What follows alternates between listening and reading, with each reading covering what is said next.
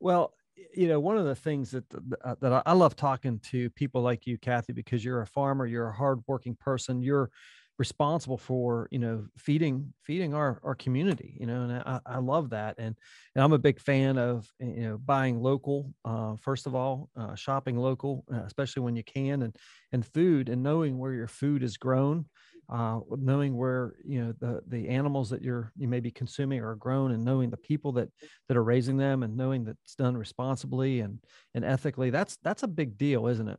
Yes, absolutely. Talk a little bit about that, sustainable farming, and like you were talking about, without utilizing, chemically induced fertilizers and all this kind of crazy stuff, the GMO stuff that we read about and everything. Talk a little bit about that from your perspective. When we first started farming, actively farming, I had some health issues, some major health issues, and I was told that I would be in a wheelchair in 20 years. Oh my. And we decided at that point that we wanted to get away from as many chemicals as we possibly could, because the disease that I had was seemed to be triggered by a toxic buildup in your system. Hmm. So that was the catalyst for us going organic. And then the more that we looked into it, the more we realized that it was our responsibility to take care of this land. You can't just use and use and use and expect it to continue to give. You have to nurture it and feed it and take good care of it. So, we always we look for things, look for ways to do just that, to take care of the land. Hmm. Um, we just don't use those kinds of things, and it was hard in the beginning because we were one of the first farms in this area to be organic. I'm out there, I'm doing things that nobody else does. If somebody tells me it can't be done, I actually had farmers tell me, you can't farm organically and expect to make anything. And I Hmm. said, watch me.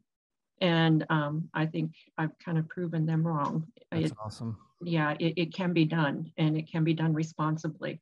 That's awesome. So you guys, you're selling your products in a wide variety of products, which I love that you're really diverse in your offerings. But the thing that I'm drawn to is the community supported agriculture, the CSA. Mhm. Obviously, it's kind of like a production slash marketing model, where consumers buy a share of the farm's harvest in advance. In other words, Mhm. my wife and I are part of one here in Morgantown, and it's incredible, to be honest with you. Like to have a meal, and the food was grown 2 miles from our house. Yeah, No, we don't yeah, live. We live in a neighborhood with an HOA. We can't have mhm, animals, but right. we know that where they're being grown, and we know the farmers that are producing that food, and it to me is like an amazing thing. Talk a little bit about your CSA program, and if folks want to get involved, is that something that they're able to do? Yeah, take signups in January, February is when we start planning for our new year.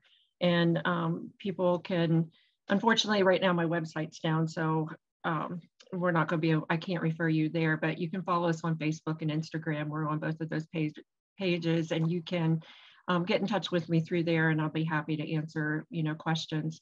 But our model, we run 18 weeks. Our target date to start is the first Tuesday of June, but depending on weather, we may or may not hit that.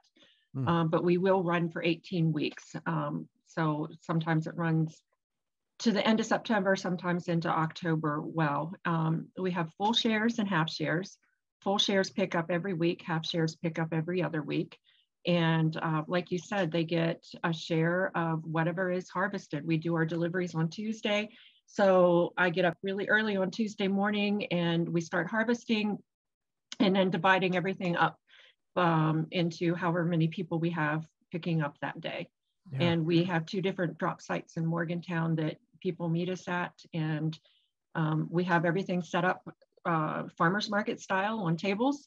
And we just say, okay, you can have 4 bell peppers today, and you can have a head of cabbage, and you can have 6 tomatoes, and you can take as many zucchini as you want. For more positive stories of people and businesses doing amazing things all across the Mountain State, be sure to subscribe to our channel. And also, we live stream every week on Facebook Live. Stay positive, West Virginia.